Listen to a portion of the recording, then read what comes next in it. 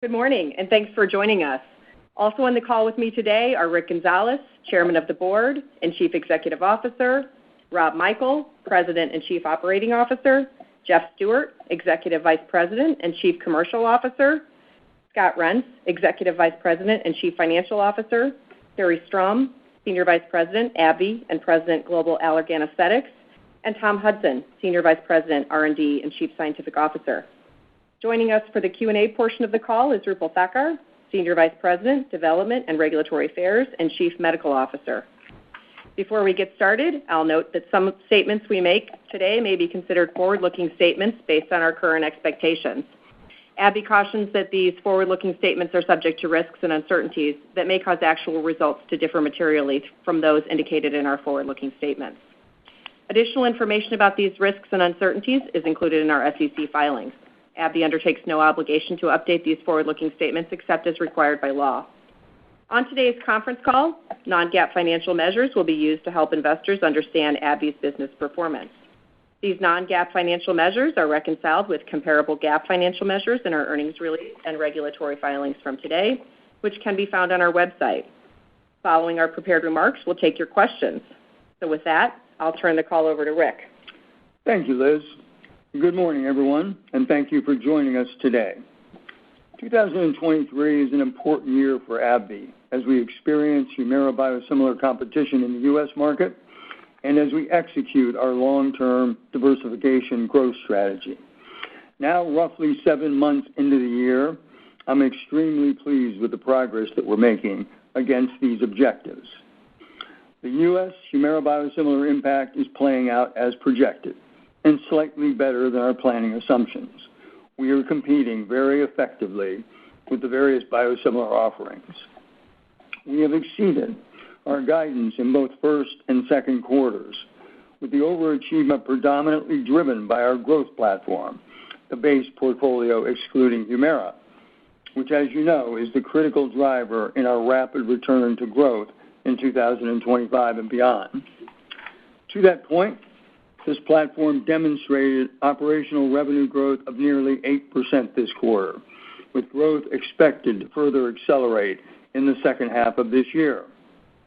We're also once again raising our full-year revenue guidance by $1 billion, which is on top of the $400 million sales increase we delivered in the first quarter, for a total overachievement of $1.4 billion.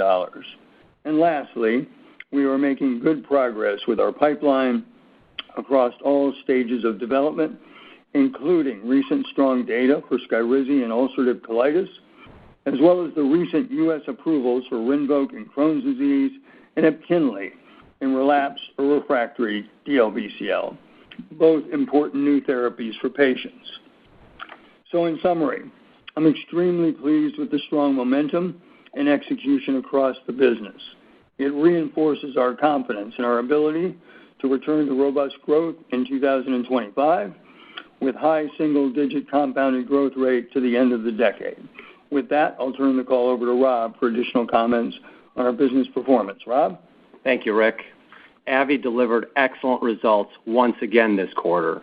We are demonstrating strong execution across our business, with each of our 5 key therapeutic areas beating expectations. We reported adjusted earnings per share of $2.91, which is 11 cents above our guidance midpoint. Total net revenues were nearly $13.9 billion, more than $350 million ahead of our guidance, with the vast majority of the beat coming from our ex-Humira growth platform. In immunology, Skyrizi and Rinvoq are demonstrating impressive growth, with sales for both therapies up more than 50% versus the prior year. These 2 agents have achieved differentiated clinical profiles, including head-to-head data versus Humira and other novel therapies. Skyrizi and Rinvoq are now collectively approved across 10 large indications, and we are forecasting combined revenue growth of more than $3.5 billion this year. With ongoing programs in several additional disease areas, we expect both Skyrizi and Rinvoq to deliver robust growth into the next decade and significantly exceed Humira peak revenue. U.S. Humira is also performing well, with first half erosion coming in better than our expectations due to volume. We have been carefully analyzing the biosimilar marketplace, where the total number of competitors has now expanded to 8. While many of these biosimilars have been added to payer formularies, Humira continues to maintain strong parity access. Based on the volume trends and parity access, we now anticipate U.S. Humira erosion of approximately 35%, an improvement of 2 points versus our original guidance. Neuroscience is another area that is outperforming expectations. Based on the current run rate, this portfolio is now on pace to add more than $1 billion of incremental revenue this year, with continued strong growth from Vraylar, as well as our leading migraine portfolio. In aesthetics, the outlook continues to improve. We delivered positive growth this quarter, driven by strong international performance and stabilizing trends in the U.S. These positive trends give us the confidence to once again raise our full-year guidance for aesthetics. And as a clear market leader, we are focused on expanding the aesthetics category with increased commercial investment and continued innovation to support robust long-term growth. Given the strong and balanced performance across our diverse portfolio, we are raising our full-year adjusted earnings per share guidance by 23 cents and now expect adjusted earnings per share between $10.90 and $11.10. In closing, our operational execution has been outstanding, and we are very well positioned to deliver on our commitments in 2023 and beyond. With that, I'll turn the call over to Jeff for additional comments on our commercial highlights. Jeff? Thank you, Rob. I'll start with immunology, which delivered total revenues of $6.8 billion, exceeding our expectations. Skyrizi continues to perform exceptionally well. Global sales were approximately $1.9 billion, reflecting very strong operational growth of 51%. Our performance in psoriasis continues to be impressive. Total prescription share in the U.S. biologic market is now at 32%, double the share of the next closest biologic therapy. When you consider that Skyrizi is capturing roughly 1 out of 2 every in-play patients, which are either new to therapy or switching, there remains substantial opportunity for continued robust sales growth. And based on the available clinical data we are seeing from emerging competitive therapies in psoriasis, including orals, we feel very confident in Skyrizi's long-term potential, with robust sales growth expected through the early part of the next decade. We are also seeing very nice prescription growth in psoriatic arthritis, especially in the U.S. dermatology segment, where Skyrizi is approaching the leading new patient biologic market share. Skyrizi's momentum across psoriatic disease is very solid globally as well, with total in-play share leadership in nearly 30 key countries. Turning now to IBD, where Skyrizi has demonstrated a very compelling clinical profile, including strong endoscopic data paired with convenient dosing. Uptake in Crohn's disease has been rapid, with total in-play patient share of approximately 25% in the U.S., roughly at parity leadership with Stelara. This uptake is very encouraging for Skyrizi's potential in ulcerative colitis, where we recently reported positive maintenance data with approval and commercialization anticipated next year. Given the momentum we are seeing across all of the approved indications, we will be raising our full-year sales outlook for Skyrizi. Moving now to Rinvoq, which delivered global sales of $918 million, reflecting operational growth of nearly 57%. A key element of Rinvoq's success is its strong differentiation. It is now approved across 7 distinct indications, including 4 in rheumatology, 2 in IBD, as well as atopic dermatitis. It's the only potent daily oral medication with compelling head-to-head data against multiple novel therapies, including superiority to Humira in RA and Dupixent in AD. It's the only JAK inhibitor now approved to treat both Crohn's disease and ulcerative colitis, and we have established strong and broad commercial access for each of the core diseases, with formulary coverage for Crohn's expected to ramp quickly over the next months. As it pertains to Rinvoq performance, we are seeing increasing prescriptions across each of the rheum indications globally, further market share momentum in atopic dermatitis, including now high teens in-play patient share in the U.S., and robust uptake in IBD, where Rinvoq has demonstrated strong rates of remission and endoscopic improvement. Rinvoq is now capturing roughly 1 out of every 4 in-play ulcerative colitis patients in the second-line plus setting.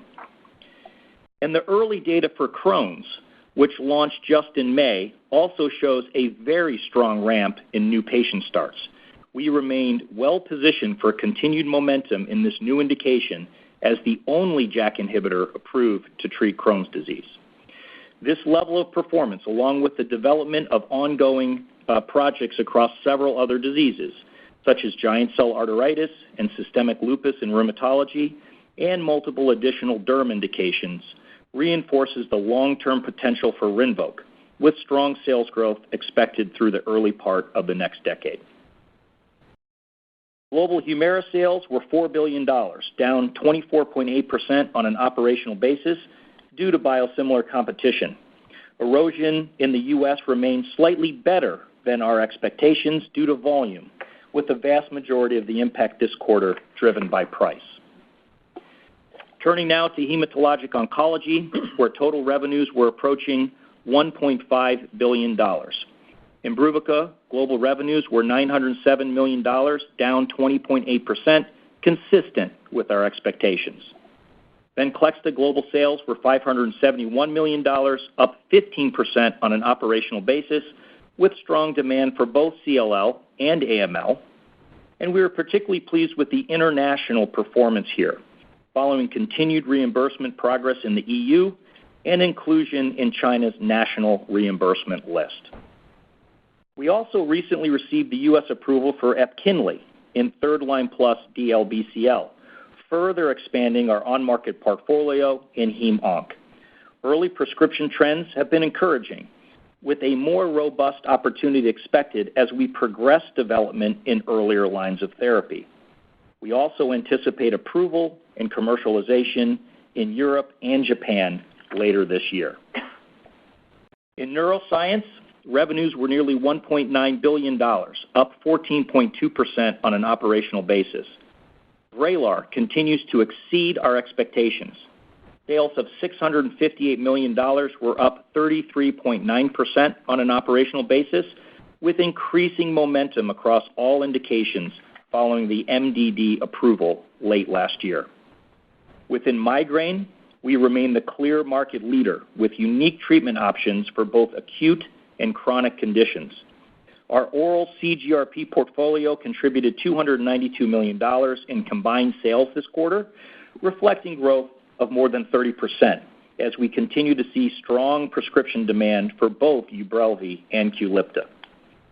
Lastly, total Botox therapeutic sales were $748 million, up 11.3% on an operational basis, reflecting nice momentum in chronic migraine as well as other approved indications.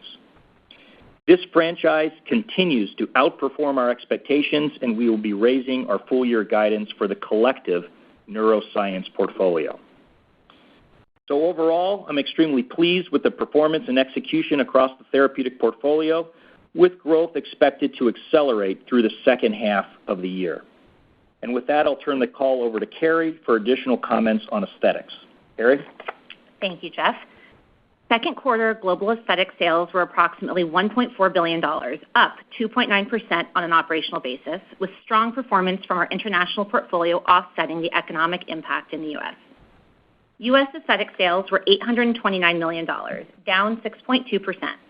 Our U.S. portfolio continues to perform well from a competitive perspective, and as expected, the aesthetics markets continued to be impacted by lower consumer spending related to inflationary pressures, which weighed on year-over-year growth rates. U.S. Botox cosmetic sales were $420 million, a decline of 6.5% versus the prior year.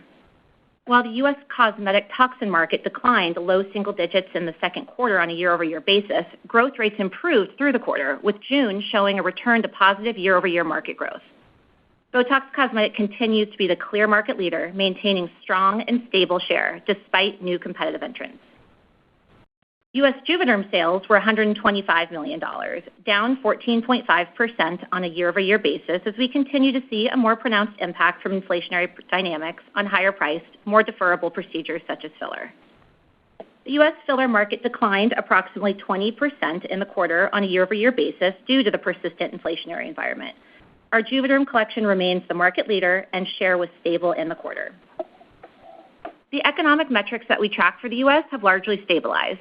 Our consumer market research shows a meaningful recovery from last summer in those intending to get treated with toxins and fillers.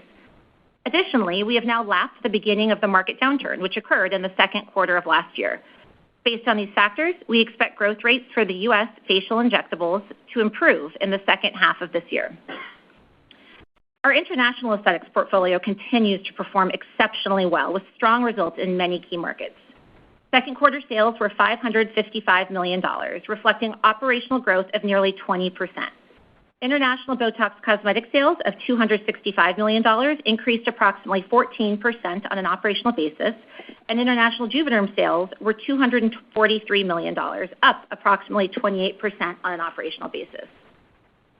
Growth in the Asia-Pacific region was particularly robust as aesthetic treatment rates in China have fully recovered to pre-COVID levels.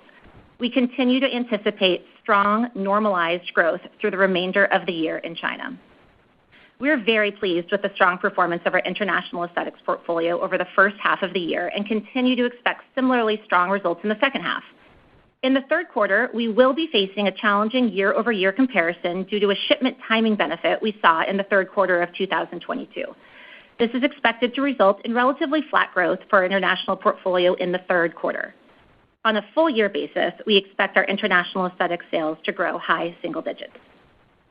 We continue to invest to drive future growth for our aesthetics portfolio, with a focus on enhanced promotional activities, improved digital products and services through our Alley platform, sales force expansion, and injector training. We continue to invest in our pipeline as well, and we remain committed to a regular cadence of new product introductions and indication expansions for Botox Cosmetic and Juvederm.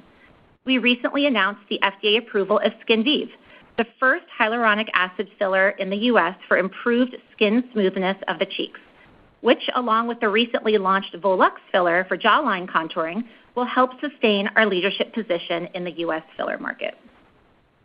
Our investments will allow us to maintain a strong leadership position in the highly underpenetrated and rapidly growing global aesthetics markets.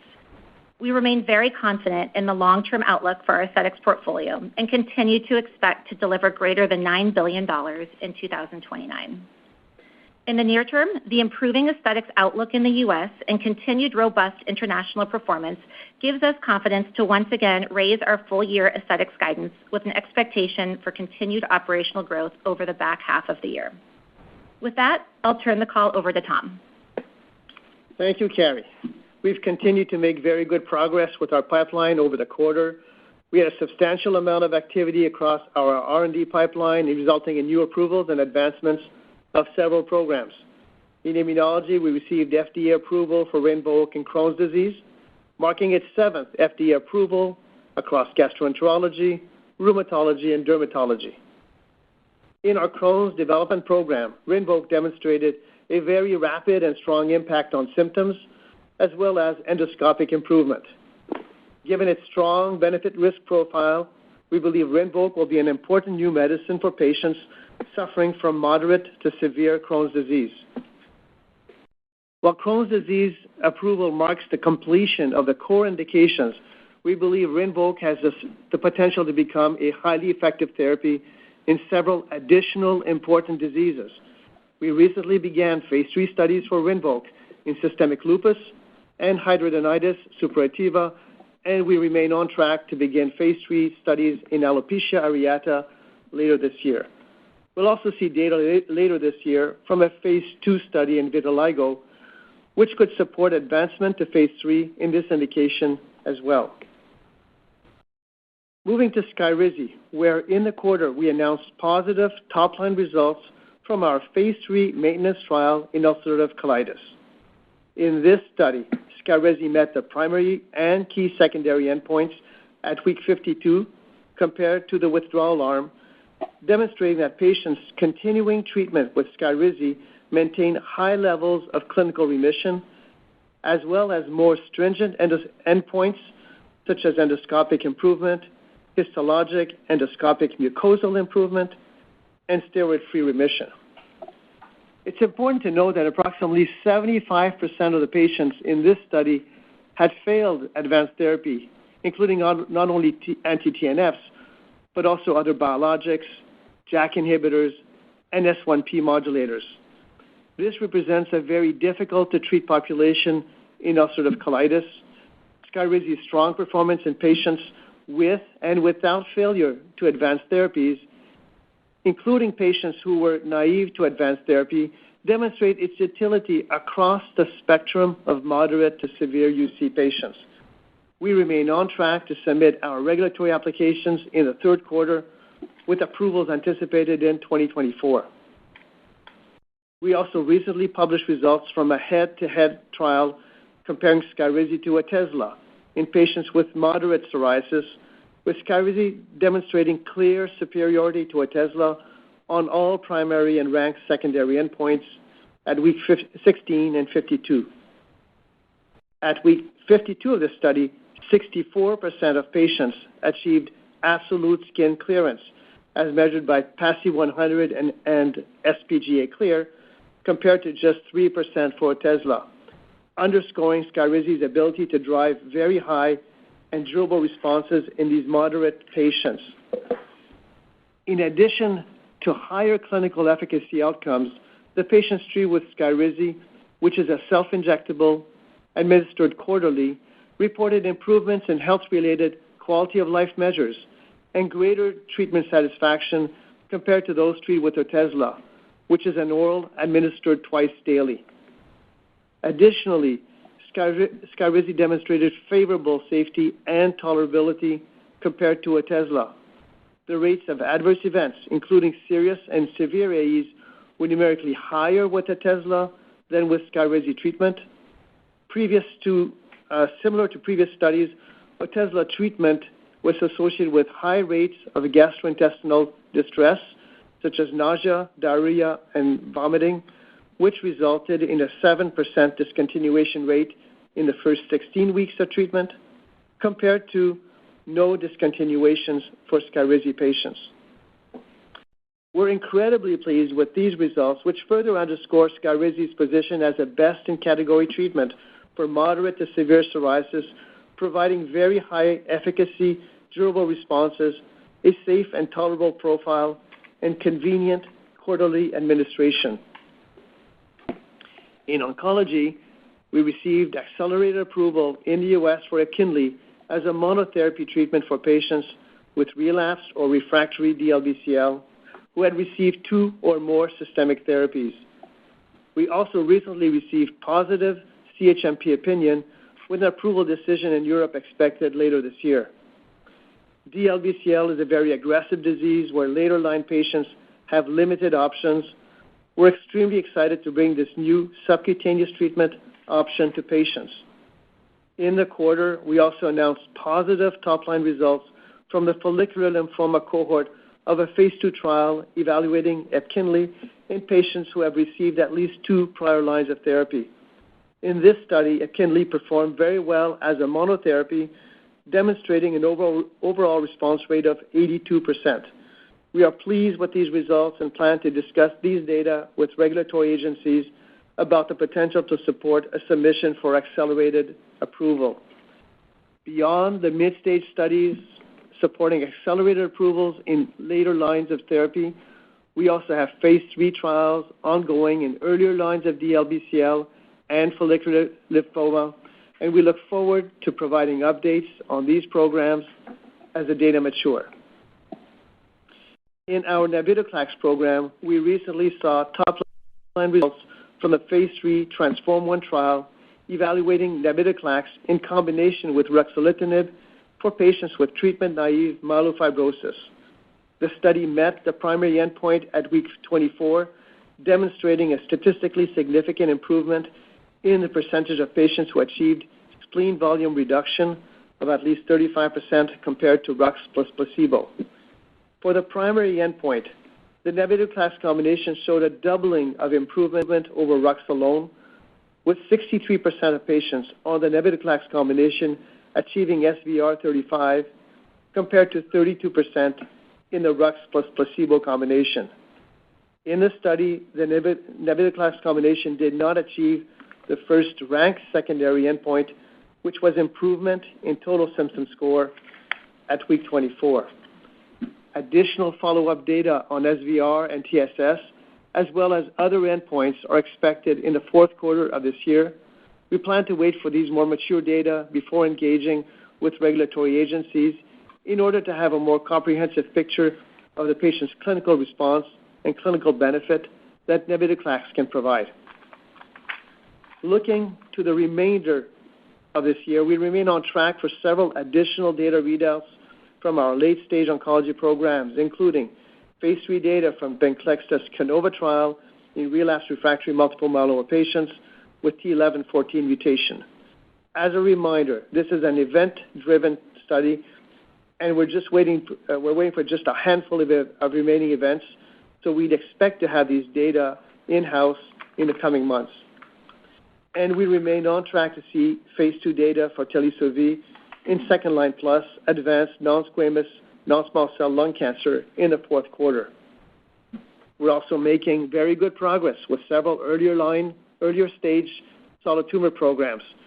We recently initiated a phase 2 study for ABBV-151, our anti-GARP antibody, in hepatocellular carcinoma, and plan to begin phase 2 in several additional solid tumors over the course of the next 12 months. At the recent ASCO meeting, we presented promising initial results from a phase 1 study evaluating our next-generation c-Met ADC, ABBV-400, in several advanced solid tumor types. We're seeing responses across multiple tumors, indicating broad activity. Results in late-line colorectal patients were particularly encouraging, where monotherapy treatment with 400 resulted in a confirmed overall response rate of 22%, well in excess of standard of care, which is typically less than 2 to 3%. We're also encouraged by the durability of response seen in these early results. These patients had an average of 5 prior lines of therapy, so this level of efficacy is very encouraging.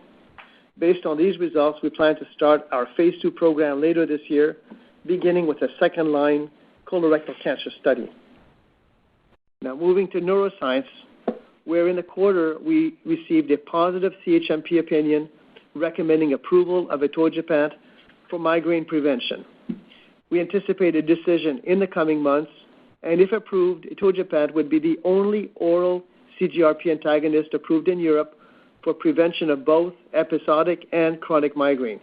This is a debilitating condition that impacts tens of millions of people in Europe, and we look forward to making this new oral treatment option available to patients once approved. Also in the area of neuroscience, ABBV-916, our A-beta antibody for Alzheimer's disease, is rapidly advancing through dose escalation studies. This antibody is demonstrating a long half-life and very low anti-drug antibodies, both important attributes to achieve a best-in-class profile for our A-beta antibody. Dose selection in phase 2 is expected to begin early next year. And lastly, in our aesthetics pipeline, we recently submitted our regulatory application for Botox in masseter muscle prominence in China, which is the initial focus for our program given the prevalence of masseter muscle prominence in Asian populations and a significant unmet need for minimally invasive treatment options. In our platysma prominence program for Botox, we remain on track to see data from 2 additional phase 3 studies later this year, with our regulatory submission in the U.S. expected near the end of the year. So in summary, we had a very productive first half of the year across all stages and therapeutic areas of our pipeline, and we look forward to the second half of 2023 with several important clinical and regulatory milestones. With that, I'll turn the call over to Scott. Thank you, Tom. I'm very pleased with the performance and outlook of the business, including the strong momentum from our ex-Humira growth platform. Starting with our second quarter results, we reported adjusted earnings per share of $2.91, which is 11 cents above our guidance midpoint. These results include a 15-cent unfavorable impact from acquired IP R&D expense. Total net revenues were nearly $13.9 billion, more than $350 million ahead of our guidance, and down 4.2% on an operational basis, excluding a 0.7% unfavorable impact from foreign exchange. Importantly, these results reflect high single-digit sales growth from our growth platform. The adjusted operating margin ratio was 47% of sales. This includes adjusted gross margin of 84.7% of sales, adjusted R&D investment of 12.5% of sales, acquired IP R&D expense of 2% of sales, and adjusted SG&A expense of 23.2% of sales. Net interest expense was $454 million. The adjusted tax rate was 15.8%.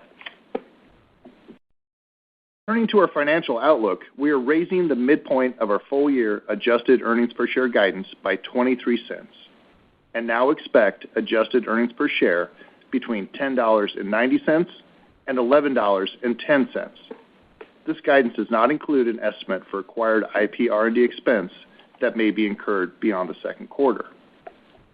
We now expect total net revenues of approximately $53.4 billion, an increase of $1 billion. At current rates, we expect foreign exchange to have a modest unfavorable impact on full-year sales growth. This guidance includes the following updated assumptions, with more than half of the sales improvement attributed to our ex-Humira growth platform. We now expect Skyrizi global sales of approximately $7.6 billion, an increase of $200 million due to continued strong performance across all approved indications. We now expect neuroscience sales of approximately $7.7 billion, an increase of $300 million, reflecting robust prescription growth for Vraylar following the MDD approval, as well as better-than-expected performance of Botox Therapeutics and Qulipta. And for aesthetics, we now expect global revenue of approximately $5.4 billion, an increase of $100 million, primarily reflecting momentum from Botox Cosmetic. Lastly, we now anticipate U.S. Humira erosion of approximately 35%, resulting in a sales guidance increase of $400 million based on volume trends and strong parity access. Moving to the P&L, we continue to anticipate adjusted gross margin of 84% of sales and now expect adjusted R&D expense of $6.9 billion, SG&A expense of $12.7 billion, and an adjusted operating margin ratio of approximately 46.5% of sales. Turning to the third quarter, we anticipate net revenues of approximately $13.7 billion, which includes U.S. Humira erosion of approximately 40%. At current rates, we expect foreign exchange to have a modest unfavorable impact on sales growth. We expect adjusted earnings per share between $2.80 and $2.90.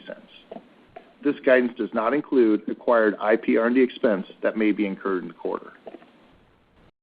In closing, AbbVie has once again delivered strong top and bottom line performance, and we are very pleased with the momentum of the business heading into the second half of the year. With that, I'll turn the call back over to Liz. Thanks, Scott. We will now open the call for questions. In the interest of hearing from as many analysts as possible over the remainder of the call, we ask that you please limit your questions to one or two. Operator, we'll take the first question, please. Vamil Divan, Guggenheim Securities. Hi, great. Thanks for taking my question. One, I'm just curious, given the strong quarter and the guidance raise, in terms of you talked about your floor EPS, do you still see a floor of 1070, or is it different? And so can you talk anymore at this point, or when you see that floor happening? And then my second question was just around IRA, and obviously a lot of focus there. I'm curious if you have any thoughts around, look at the first list of products around September 1st. Do you expect any AbbVie products to be included in that first group of 10? And then I'm curious just on Rinvoq specifically and how you see that might be at risk from IRA, given you're doing obviously a lot of life cycle development there, and is there a chance that the life cycle may not be quite as long, or kind of how you're thinking about prioritizing investing behind a small molecule like Rinvoq? Thank you. Vamil, this is Rick. I'll take the first question, and then maybe Rob and I can also tag team on the first one and the second one as well. So if you look at the floor, if you step back and you look at how the business is performing, obviously the business is performing extremely well, and a significant part of the overachievement is not the Humira business. In fact, of the $1.4 billion we're raising, as Scott said, only $400 million of it is Humira, so $1 billion of it is the growth platform. So all that speaks, that we have very strong momentum going into 2024. And we talked before on these calls about, well, when will the trough year occur? And as you think about the floor, I think you have to sort of think about the trough year at the same time. We've said in the past that if we significantly overachieved in 2023, that would increase the probability that the trough year was in 2024. And we said that in the backdrop of primarily thinking about it as Humira overachieving. And obviously now what we're seeing is that it's the majority of the other products that are overachieving, the growth platform. So as we look at 24 and as we look at the trough, I think we have to let the year play out a little bit further to see where we're going. But I would say that we're feeling very good about 24, and the growth of that non-Humira business could more than offset the overperformance that we're seeing this year, especially the overperformance that we're seeing on Humira. So it's too early to raise the floor, but what I would tell you is the performance that we're seeing now gives us a tremendous amount of confidence of what 24 looks like. Rob, anything you'd add? I just add that we've now collectively raised revenue guidance by $1.4 billion. As Rick mentioned, we raised it $400 million the first quarter, $1 billion this quarter. When you look at it, it's really across the key therapeutic areas that will drive long-term growth. We've raised Skyrizi, aesthetics, neuroscience, and also Humira. So we do feel very good about the performance of the business. We've debated when we update the floor. That will come at some point, may not come until we actually give the Q4 guidance on the Q4 call, the 2024 guidance. But as we look at it, the fundamentals of the business are very, very strong, and we're seeing performance across all the therapeutic areas. On your second question, IRA, I think it's very difficult to predict. In our planning assumptions, we have assumed for some products to be impacted here early on. Imbruvica is obviously one product that we're looking at carefully. I would say it's right from how we would calculate it. Based on the data that we would have, it would be right on the bubble of where the cutoff would occur in those first 10 products. So it could be 10, could be 9, could be 11, depending upon how some other products. And I say it that way because, remember, we're using the data that we have. We're not 100% sure that is the data that CMS is going to use. So there's not perfect clarity around it. But I would say that's one that we obviously have on the radar screen and we're looking at carefully. Anything you'd add, Rob? When IRA was passed a year ago, we obviously modeled the impact, and we reaffirmed the long-term guidance expectation of high single-digit growth in the second half of this decade. That remains. We looked at what it means in terms of inflation penalties, Part D benefit redesign negotiations, so we did make assumptions around that. I think Rick's correct in that there is still enough uncertainty. We're going to know soon, right? September 1st is when they expect to announce the first list. We have modeled it, but we feel good even with IRA, although it does have an impact, it has an impact on everyone in the industry, we can still deliver on our long-term growth expectations.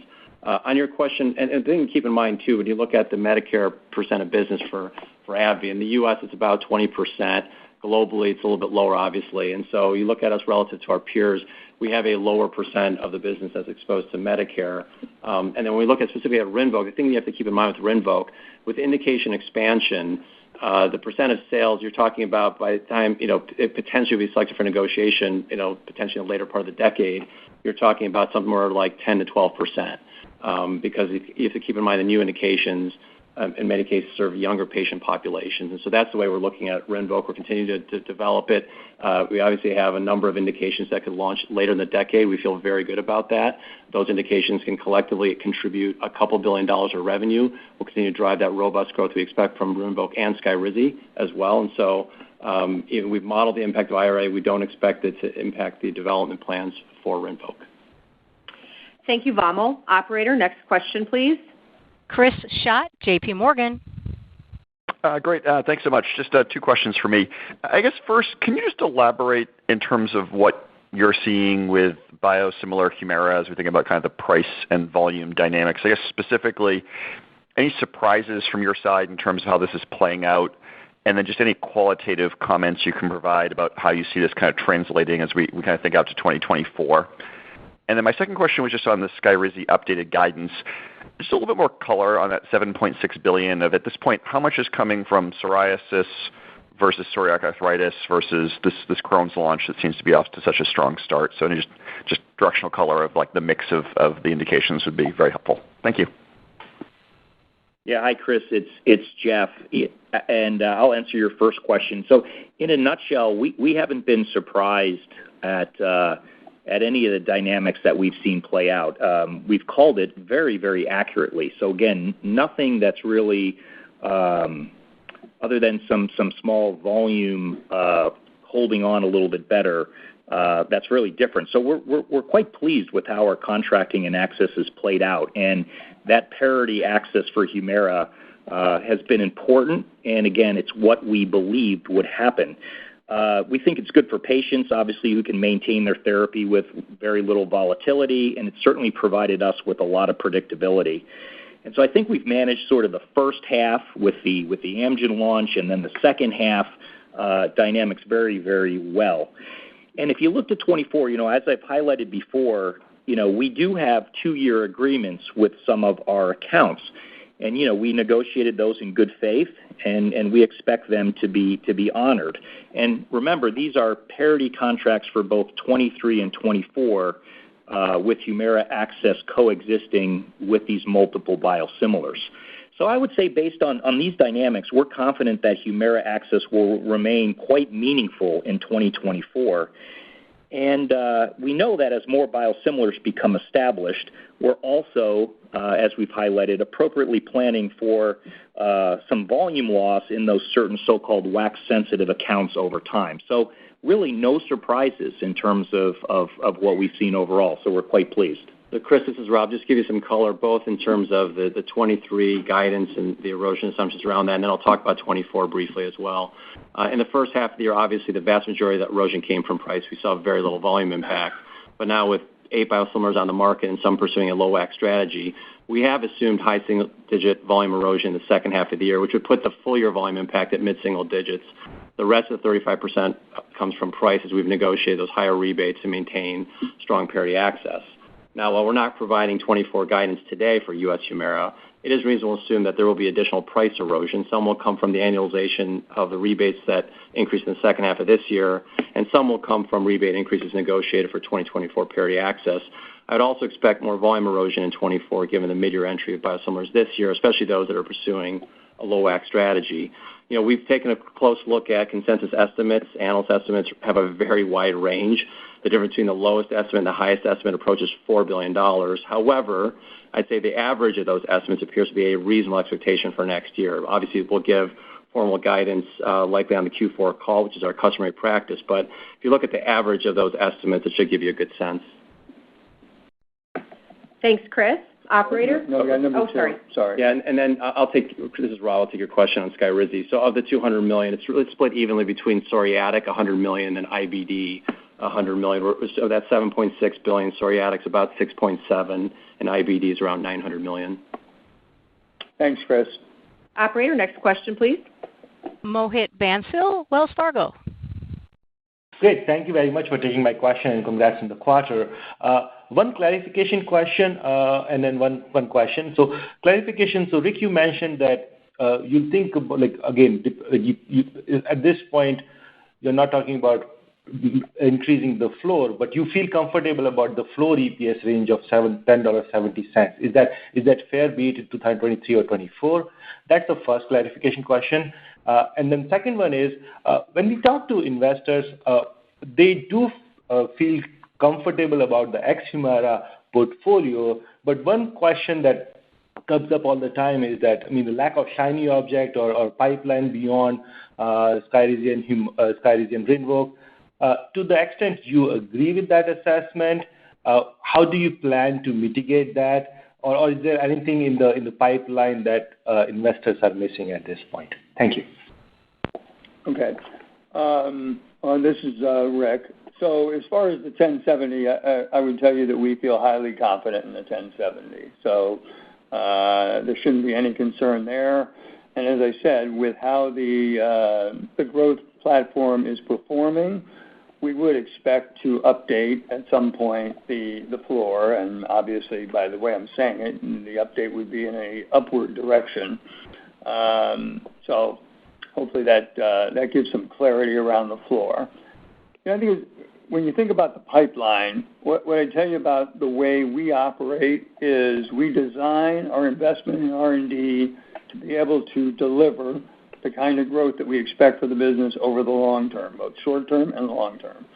Our expectations of the business haven't changed. Our expectations are to build a strategy that allows this business to grow at the top tier and be able to do it over the long term and do it in a consistent way. And I'd say, as I look at our historical performance, we've obviously delivered on that. But as I look at our forward-looking performance through the end of this decade and into the early part of the 30s, we're highly confident we can deliver high single-digit growth with the pipeline that we have now and ultimately with the assets that we have in the marketplace and how they're performing in the marketplace and their ability to be able to drive significant growth. And you see that in the performance that we're delivering now. If you look at that growth platform's growth in first quarter and then look at it in second quarter, it's accelerating at a very good pace, and it will continue to accelerate as we go through the rest of this year. And that, once we get to a stable tail, or a relatively stable tail on Humira, it will be that growth that emerges to be able to drive the company, and that's what gives us such a high level of confidence. But I think when you look at our pipeline, certainly we invested significantly in Skyrizi and Rinvoq, and that investment is paying off extremely well. We have a number of assets in our pipeline that will continue to help accelerate that growth as we move forward. So venetoclax for T1114 and MDS are examples of that. 951, we should do that resubmission and get that product on the marketplace. There's a huge need for that product in the marketplace. And a number of other assets. I won't go through every one of them. The rest of our investment in R&D has really been focusing on assets that are designed to be able to sustain our growth from 2030, 40 forward. And so as I look at our pipeline, and I know you don't have as much visibility as we do, but when I look at our pipeline for things like the 400 platform and the CMET platform that we have, the data we're seeing in CRC, non-small cell, that's a significant opportunity for us. GARP is another significant opportunity for us. Our neuroscience portfolio with 916 and other assets is another significant opportunity for us that will emerge in that time frame. We have a next-generation BTK degrader that we're excited about. We have a second-generation BCL2 that we're very interested in pursuing in multiple myeloma. And so there's a number of assets here that just haven't emerged to the point that you have clear visibility to all that data, but we do have visibility to where they're progressing. And so I think it's just hard for you to assess that earlier pipeline, but it's really designed to deliver on that long-term growth. So we're confident between now and the early 30s, and as that pipeline matures and the data comes out, 383 is another good example of where we have a lot of data now that is demonstrating that is probably best in class for a bispecific in myeloma. And so as that data emerges, you're going to get more visibility to it. And then obviously we have the ability to go out and acquire things as we find things that we're interested in. Okay. Thank you, Mohit. Operator, next question, please. Terrence Flynn, Morgan Stanley. Hi, thanks so much for taking the questions. Maybe a couple for me. Maybe, Rick, just to follow up on that last comment, maybe just an update on your M&A BD appetite here, particularly, assets that can contribute more near term to growth. And then, again, want to see what you guys are hearing out there regarding the long-acting Botox competitor. Sounds like you're seeing stable market share, but any feedback on that product? Thank you. Okay. So M&A. Obviously we have a very active group who's constantly working in the area of business development. We're primarily focused in the areas that we operate in franchises. So think of things like immunology, neuroscience, certain areas of neuroscience, oncology, aesthetics as an example. We constantly look at, and then eye care would be, I would say, the key areas of focus. As I said before, we don't need anything to be able to drive that high single digits. Obviously, if we can grow even faster, that's a good thing. I think all of us recognize that. If we find assets that are out there that are later stage assets, and they fit our strategy and they fit the kind of target product profile that we would expect, because we only look for assets that can significantly change standard of care. That's what we're good at. And so, we evaluate lots of things, but many of them don't meet that threshold that we're looking for. But if we find something, we would obviously pursue it if it was in an area that we thought we could maximize the value of it. And so, we'll continue to do that. So, like I said, I feel good about where we are and what we can drive, and I feel good about how we're looking at assets that are on the outside. We certainly have the financial wherewithal to be able to acquire assets that are out there. And as we've mentioned before, we can obviously acquire now larger assets, and so we continue to look at those. But they have to meet our criteria, and they have to be able to deliver a good return to the business. On DAXI, I feel very good about how the team, Carrie and the team, are performing against DAXI, but I'll let Carrie actually describe to you how it looks. Thanks, Rick. So in terms of DAXI, it's been more than 6 months since their launch, and the uptake has been quite limited from our perspective in the low single digits.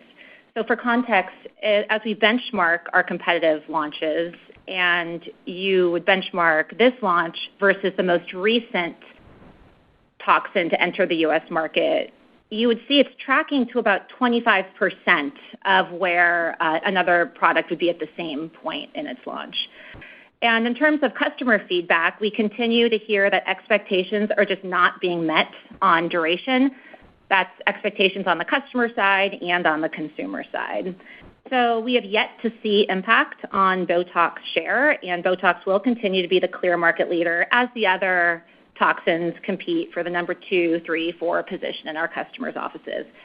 We are very pleased with the team's ability to execute on these competitive strategies here, and actually their clear focus not only on the competitive strategies, but also on the broader focus and vision to grow the entire toxin market in the U.S., which we continue to see as the biggest opportunity now and in the future. Thank you, Terrence. Operator, next question, please. Evan Seigerman, BMO.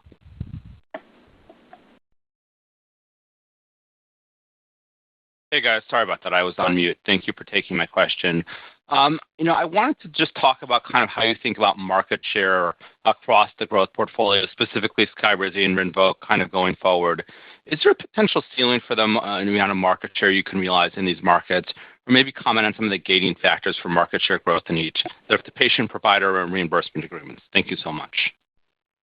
Yeah, hi, Evan. It's Jeff. I'll take that one. One of the aspects that we have that I highlight and we look very carefully at. We look at both sort of in-play capture, which I often refer to. For example, right now the in-play capture for Skyrizi and psoriasis is about 50%. So we're capturing 1 out of every 2 patients. And our market share is about 32%, okay, as I highlighted. So theoretically, as we study these markets, that if there's not major innovation or major disruption that comes in place, and we really don't see that in psoriasis, you get such a high level of efficacy with Skyrizi, your market share, so the 32 starts to ramp up over time towards your in-play capture because you get the persistency effects and the fall-offs that take place in the market. So really, when you look at that, I could say the same thing, for example, with Rinvoq. I mentioned that it's capturing, 25% of second-line plus in-play share. It has like a 3% market share. So in terms of the ability to sort of grow that market share over time, we really monitor that capture rate in the early years, and then you just the in-play sort of pulls up your market share over time. So that's why we're quite encouraged at the speed of the ramps that we're seeing there and the ability to move that market share. Now, when we study the models, you don't fully get there because typically something else launches, time goes by. But we can feel very, very encouraged as we look at our in-play momentum that the market share starts to approach that over our long-range planning cycle. The only other thing I would add, this is Rick, is with this Otezla head-to-head, I would say currently Skyrizi is not competing much against Otezla, which is a pretty sizable opportunity. And with it, we're very pleased with this head-to-head data. So that will open up another pool of patients that today Skyrizi doesn't necessarily compete against. So that data will obviously allow us to be able to position it quite effectively against Otezla. All right. Thank you, Evan. Operator, next question, please. Chris Raymond, Piper Sandler. Thanks. Just maybe a pipeline line of questioning here. Rick, I heard you mention ABBV 951, but it wasn't in your prepared comments. Maybe, I know you guys were saying you're working to respond to the CRL later this year with a PDUFA in the first half. Is that still the case? And then maybe also on the pipeline, a couple quarters ago, I think you guys talked about an interesting combo opportunity in IBD with that GLP-2 you licensed, I think, from Scripps. Any updated thoughts here with this sort of mechanism as a combo agent? Thanks. Hi, it's Roopal. I can take those. So for 951, the team is still on track for a resubmission this year, consistent with what you just stated. And in fact, we've launched in Japan, and there's already commercial patients receiving it. So the team's very excited about that. And what was described earlier, the unmet need is still quite high, and we still believe in a very strong profile in that asset. Along the lines of combinations, as you mentioned on GLP-2, we feel with something like Skyrizi, the data that we've seen in Crohn's and ulcerative colitis, there's still potentially an opportunity to even increase endoscopic or mucosal healing even higher. We're seeing high ranges already, 50, 60%, but we can still potentially go higher, and something like a GLP-2 can directly address mucosal healing. So that could be a potential combo. There's other assets in our immunology pipeline that we are also considering for combination, but when you have an asset like Skyrizi and the safety profile that we continue to observe, that creates, I would say, multiple opportunities. If I can just add, we didn't really opt in yet. Our collaboration with Caliber, which we expanded this week to more programs, includes them doing a phase 1A study, which is almost finished. We're going to see the data and make that decision. It does fall into our part of our immunology program, which is in epithelial repair, which Roopal just mentioned. And so this is one of the assets which we think if you get a healthier gut to repair, that will be in combination with immunomodulators, you'll get a better response over time. We have another program called RIPK1, which also is involved in epithelial repair. So there's multiple strategies, but this is one where we'll be making a decision and announcing at a later time this year. Thank you, Chris. Operator, next question, please. Steve Scala, TD Cowen. Thank you. A couple questions. This morning, Takeda noted weakness in the U.S. GI market, and it seemed to be mainly on patient levels as opposed to competition. Wondering if you're seeing this and to what do you attribute it? So that's the first question. On the second question, on the Q1 call, the company said it would narrow the EPS range when it had clarity on biosimilar Humira and the landscape for that. So you narrowed that range today, despite most biosimilars having been on the market for only 3 weeks. What do you know now that you didn't know when you reported in April that gives you the confidence to narrow the range today? Or is it all about the performance of the rest of the portfolio and really not about Humira? Thank you. Yeah, hi, Steve. It's Jeff. No, we don't see any slowdown in the IBD market. I mean, this market has been just one of the highest growth markets we've seen from a CAGR perspective over many, many years. There's such unmet need. So, no, we're not seeing any patient slowdown. I would say, look, if we look at our particular data, I mean, you're seeing very fast ramps on this in-play share from Skyrizi and Crohn's disease.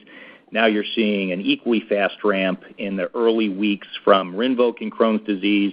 And again, we're capturing, up to 25% of the second-line plus patients in ulcerative colitis. So I don't know what data Takeda's looking at, but, we're seeing that the competitors in that space, and the leading competitors are Stelara and Entyvio, and of course our own Humira, but it's Stelara and Entyvio. They're under pressure in terms of incremental patient capture since our launch.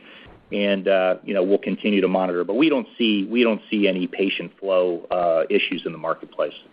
And Steve, this is Rob on your second question. I think it's a combination of both. We're seeing very strong performance from the ex-Humira growth platform, as you can see by the guidance raise.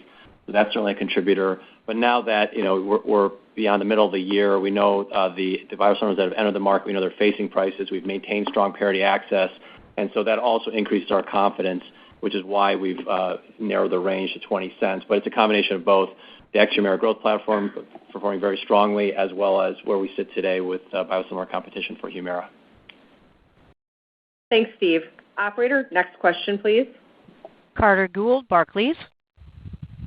Thank you for the questions and congrats on the quarter. I guess two, acknowledging all your comments on the pipeline and previous comments on BD.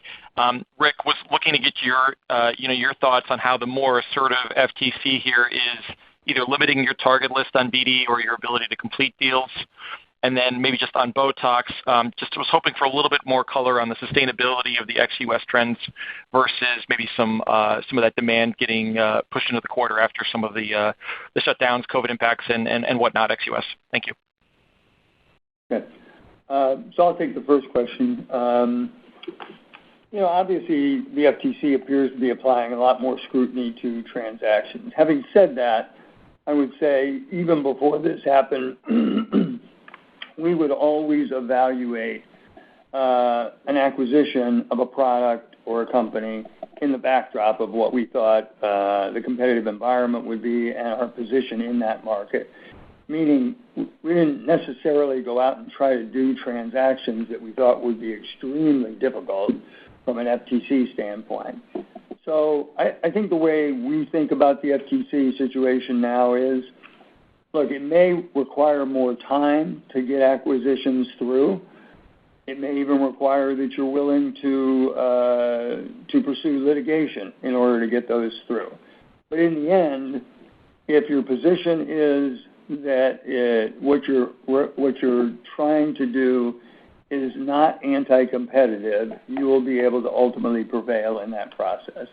And I think we're seeing that as some of these transactions go to court, some not in our own industry, but in other industries I think that's playing out. And so I think ultimately it will end up being more of a delay, but not something that stifles your ability to do things that are appropriate to do. That's my perspective on it. Carrie? Sure. In terms of the aesthetics market internationally, like we said, we've been very pleased with the performance so far, and we continue to expect to see that type of strong performance for the rest of the year. We're continuing to invest in key growth markets like Japan and in markets like Brazil, and of course China has become our second biggest market globally. And in China, in the first quarter, we did see significant growth as the market was reopening from COVID and some pent-up demand that came through in Q1 and early Q2. And now China has returned to normalized high growth rates. And so, despite some economic pressures there, we really continue to see strong growth as we continue to invest and expand our promotional footprint there through field force, through injector training, and our consumer efforts. And China will continue to be a really attractive market for us based on that commercial expansion. And also, we're going to have a steady flow of new product launches throughout the decade in that market. One thing to note, which we did mention in our prepared remarks, is that we do expect Q3 to be relatively flat internationally based on shipment timings from last year, with that return to growth in Q4 and high single-digit growth for the full year internationally. And then, Carter, you were specifically asking about international Botox. I think if you just looked at the run rate through the 6 months of the year, that's probably a good proxy for where we expect international Botox to land. We're holding strong share positions. Performance is very, very good, so there's really no dynamic there. As Carrie mentioned, I mean, you have to keep in mind that fillers is a very large market for us, business for us internationally. We do have the Q3 dynamic, but when you look at the full year for international, that high single-digit growth is certainly a way to think about the international business for aesthetics. Thanks, Carter. Operator, next question, please. David Risinger, Leerink Partners. Yes, thanks very much. So I have two questions. Rick, you had mentioned that you're expecting stabilization of Humira sales at some point. Could you provide some perspective on when you might expect that? And then second, with respect to the filler franchise, obviously it's performing strongly.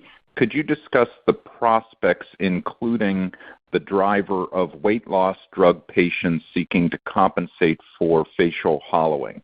Thank you very much. Okay.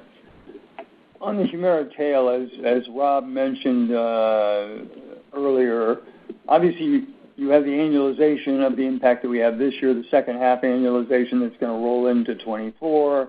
You're going to have further price erosion in 24, both based on the contracts that we have and how we're expecting the market to play out. And I'd say the pricing in the marketplace has been consistent with what our original assumptions were. So I think the expectation would be you'll start to see stabilization of that tail in 25. And benefit operates similar to what we see in the international markets, which I think it probably will at that point. It becomes relatively stable, I'd say, in 26 going forward. And it should be still a substantial tail that we maintain, but we'll see less erosion pressure on it at that point. I don't know, Carrie, you want to talk a little bit about the Tesla impact? Sure. So in terms of the filler opportunity and outlook, I guess Ozempic. Yeah. I'll start. I'll zoom out a little bit and just comment on that. The filler market continues to be really attractive, especially internationally, as you've already seen here right now, with China driving some strong growth and really some of the key Juvederm brands have just become available in China in the past few years and will continue to have, like I said, a cadence of Juvederm launches in China.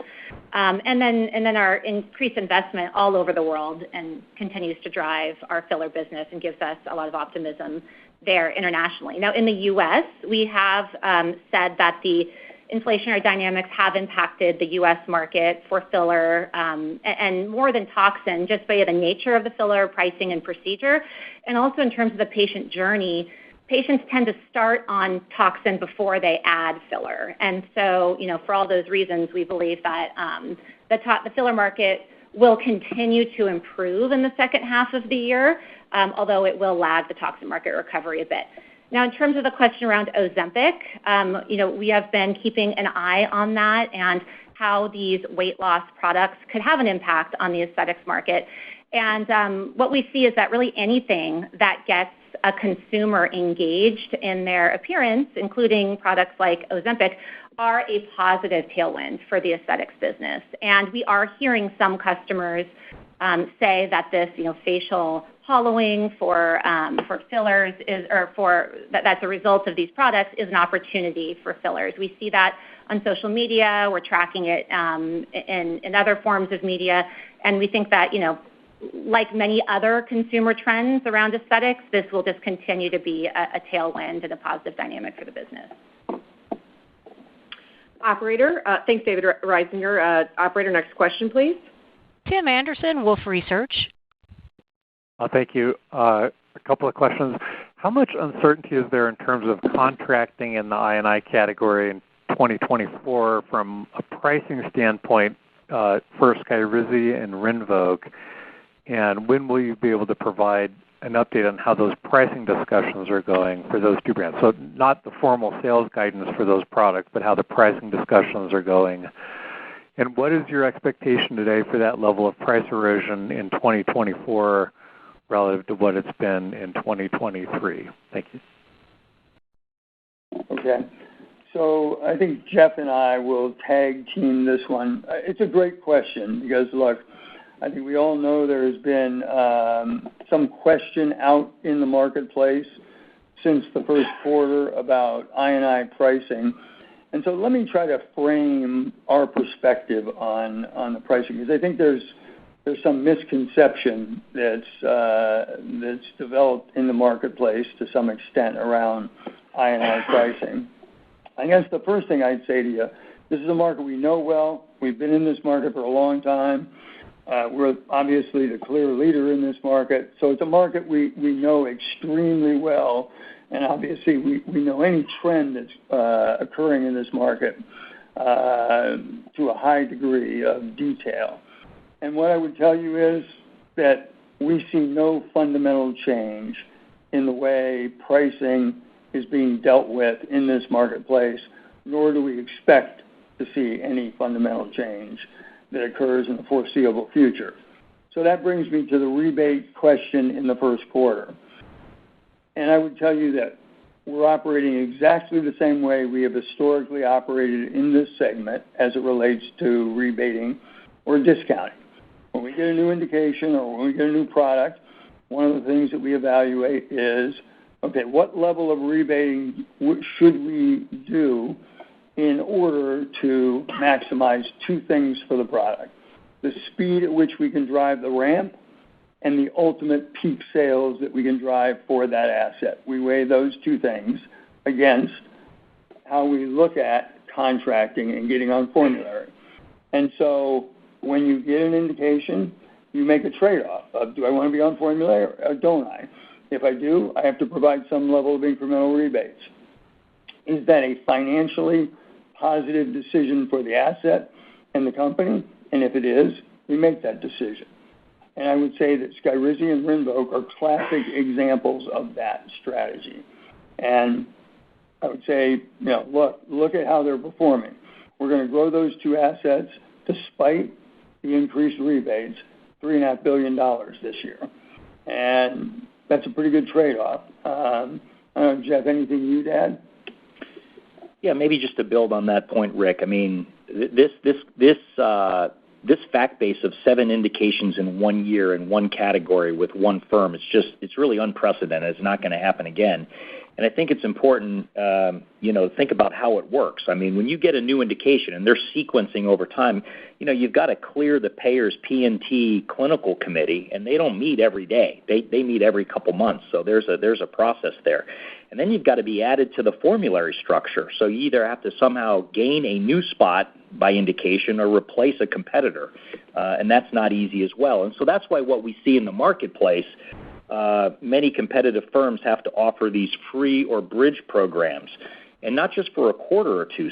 Sometimes they're multiple quarters or years until that access ramps. And I would say in contrast, Rick, as you noted, on average, we achieved fully paid access for those 7 indications in about 60 days. Really, really unprecedented. So that means we had to give very little free goods. We had almost immediate paid access and profit flow, and then, of course, that rapid revenue accumulation that you highlighted. So definitely the right trade-off, and we don't see that recurring. And then Tim, on your second question, I mean, we've said this before. The high single-digit price impact this year is a function, again, as Jeff mentioned, of 7 new indications. We do not expect that type of price erosion going forward. It should not be what investors are modeling. I wouldn't be concerned about high single-digit price erosion in 24. Thanks, Tim. Operator, we have time for one final question. And that'll be from Jeff Meacham, Bank of America. Great. Morning, guys. Thanks for the question. On OUS Humira, you're obviously well past the initial biosimilar wave, but you're still seeing some sequential decline. So, what's the context here, and is there a dynamic that could impact Skyrizi or Rinvoq, even indirectly OUS? And then on navitoclax, I know you guys have more details to come, but is there a threshold you're looking for in Transform 1 to move forward or even to inform development and other indications, just thinking about maybe the tolerability profile and the comps in MF? Thank you. So Jeff, this is Rob. I'll answer your question on international Humira. If you look at the 23 erosion, it's about $600 million.